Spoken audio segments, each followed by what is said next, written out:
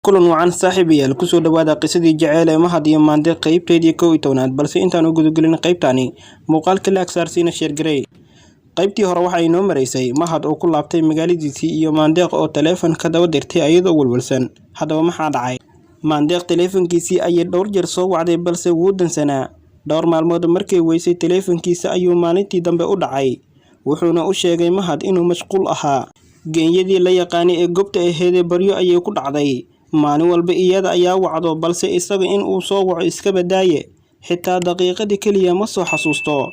Maba aha ninkii liitay oo faqriga ahaa ee abaalka loo galay. Marka ay soo wacdana mar wuu ku jaraa marka ay ku tiraahdo maxaad igu jartayna wuxuu ku yiraahdaa caruur ayaa game ku ciyaaraysay iyaga kugu jaray sorry ka raali noqo. Marna maba ka qabto oo wuxuu marmarsiye ka dhigtaa silent ayuu ahaa. Waqti dheer lama hadlo marka ay soo wacdo. Mashquul ayaan ahay ayuu sheekada ugu soo gabagabeeyaa. Maande waa qof wax jecel haddana jirkeedii aan u fiyoobeen.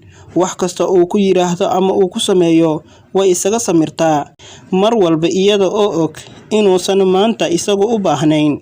Mahad wuu kibray Maandeeqdii sharafta badneed ee abaalka u soo gashay kana soo saartay noloshii xumeed ee ciriiriga badneed. Wuuba isku iloobay oo warba uma hayo waxa ay ku sugan tahay oo hadalkeeda ayaaba dhibayo.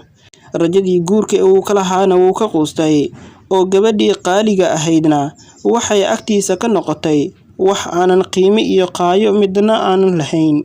Hadda wuu shaqeystaa oo wuxuu rabaa in uu guursado balse wuxuu goobayaa gabar kale oo nolosha la wadaago. Gabadhii waxay la nooshahay calaacal iyo calooliyow indhihii ayaa wada casaaday har iyo habeenna ilin aanan kala go' lahaynin ayay indhaheedu soo wajaheen. Mar walba wuxuu ku xujeeyaa wax aysan awoodin si ay ugu harto ileen si cad uma dhihi karo walaal kuma rabo balse wuxuusan ogeyn in runta oo la sheegaa ay aad u wanaagsan tahay. Waa dagaal iyo eed taagan waa cari iyo xanaaq aanan dhammaad lahayn. Isaga wuxuu diyaar u yahay inuu nolosheeda ka baxo kuna qanciyo in calafkii dhammaaday ama aysan isfahmi karin balse iyadu waxa ay weli xasuusan tahay wanaaggii ay u sameysay iyo jaceylkii ka dhaxeeyay. Mahad inta uu dagaalkani socday ee uu Maandeeq iloobay wuxuu isagu barasho la wadaagay gabar cusub oo la yiraahdo Maryan.